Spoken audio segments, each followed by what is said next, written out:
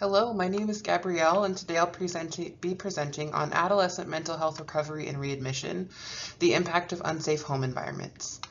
I'll be exploring how unsafe home environments, whether emotionally or physically harmful, affect recovery after mental health treatment and how they contribute to higher readmission. This is an area that directly connects clinical treatment with real-world environments, making it especially important for social work practice.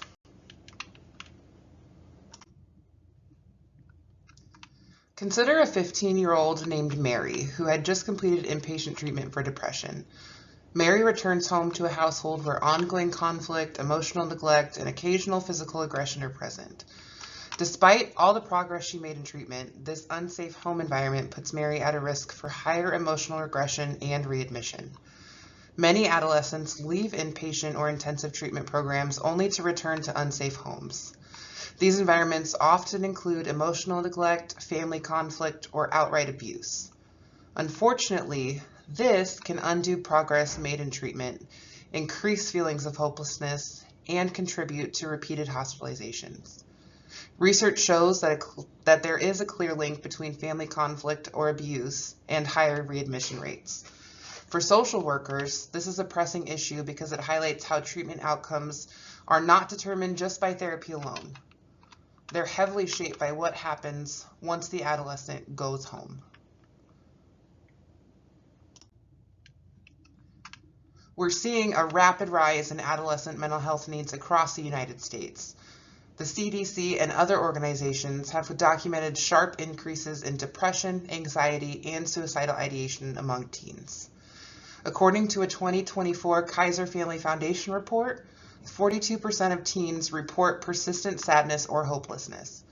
That's almost half of the adolescent population. Family environment plays a huge role in whether treatment sticks. When home life is unsafe, adolescents are much more likely to regress or require readmission. This growing problem sets the stage for my research question. My research question is this: how does returning to emotionally or physically abusive home environments after treatment affect adolescent mental health recovery and readmission?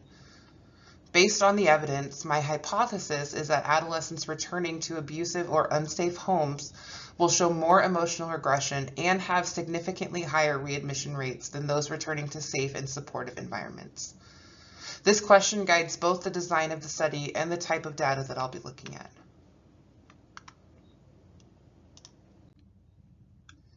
Looking at the literature, we see several key factors that influence readmission. At the individual level, variables like treatment adherence, diagnosis, and age do matter, and that's highlighted in the studies by Eichstadt and Turner.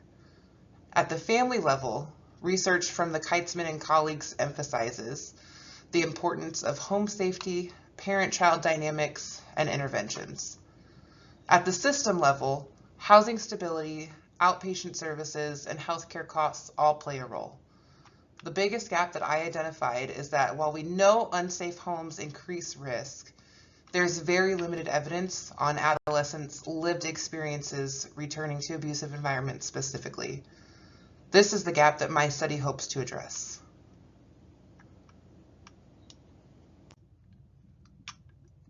To frame this research, I'm using two theories. First is Bronfenbrenner's ecological systems theory, which looks at how microsystems like the family interact with larger systems like community and policy. The second is family systems theory, which focuses on how family interactions and dysfunction can directly affect relapse or recovery. Using both of these frameworks allow me to analyze how unsafe homes contribute to readmission across multiple levels, from individual interactions at home to systemic barriers in housing or social services.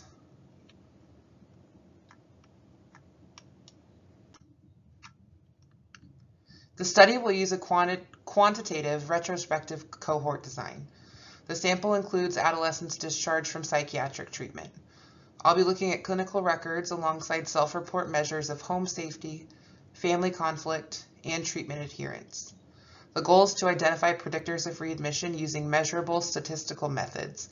While qualitative approaches would give us rich narratives, the quantitative method is most useful here for identifying prevalence and testing which predictors have the strongest associations.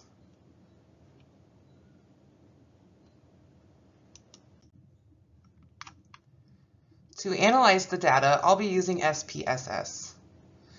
SPSS stands for Statistical Package for the Social Sciences.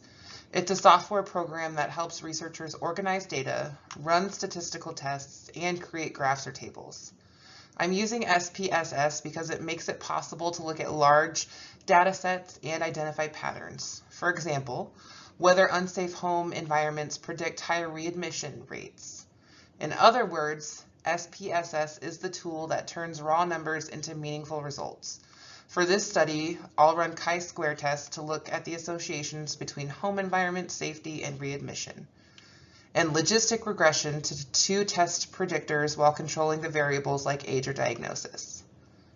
A chi-square test is a statistical tool that looks at the relationship between two categorical variables. For example, whether home environment safety, which is going to be that safe versus unsafe home statistics, and whether that's related to an adolescent readmission or their adherence to treatment. I'm using the chi-square because it helps test if the differences we see in these groups are just by chance or if there's a real connection. In short, it's useful for seeing whether two categories are linked. My dependent variable is psychiatric readmission, which is binary. Either it happened or it didn't. Independent variables include home environment safety, family conflict, that treatment adherence, and the age at first admission. This analysis will help quantify the degree of risk tied to unsafe home environments.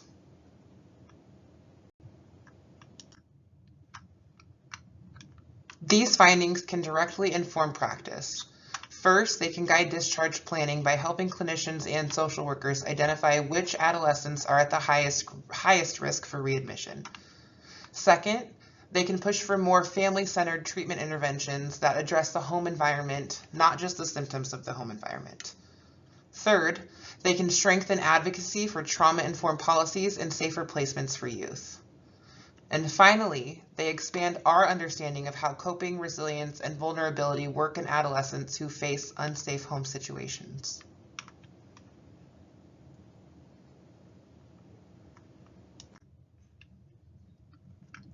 It's also critical to acknowledge how culture diversity and systemic oppression shape these outcomes. Marginalized racial and ethnic groups face systemic barriers that increase vulnerability. Social class affects access to care, housing, and safe environments. Gender, sexual orientation, and disability can also compound risks of unsafe family dynamics. And because adolescents are minors, their limited autonomy makes them dependent on caregivers who could be unsafe. Addressing these layers requires culturally informed and trauma-sensitive interventions. Research in this area has to be grounded in strong ethical practice. First, it's essential to protect both confidentiality and privacy for adolescents participating in this research. Informed consent must also be obtained from guardians while also ensuring that the adolescent's assent, which can be complicated when caregivers might be contributing to the unsafe environment. The NASW Code of Ethics, Sections 1.01, Commitment to Clients, reminds us that our primary responsibility is to promote the well-being of the client, with particular care for vulnerable populations like adolescents in unsafe homes.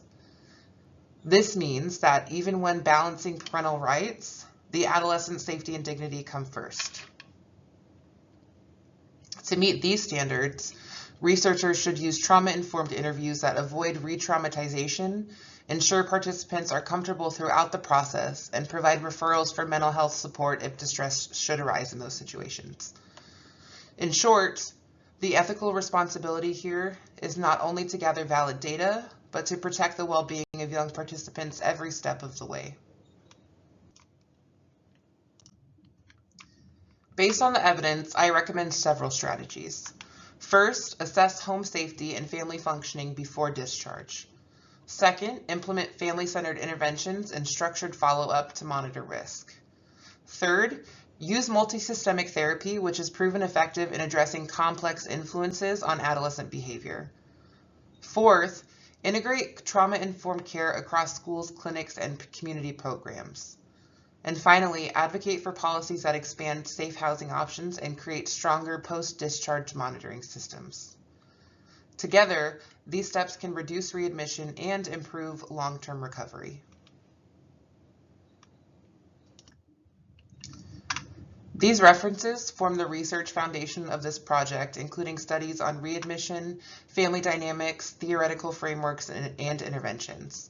They demonstrate both the evidence that we already have and the gaps that this study aims to fill. Thank you so much.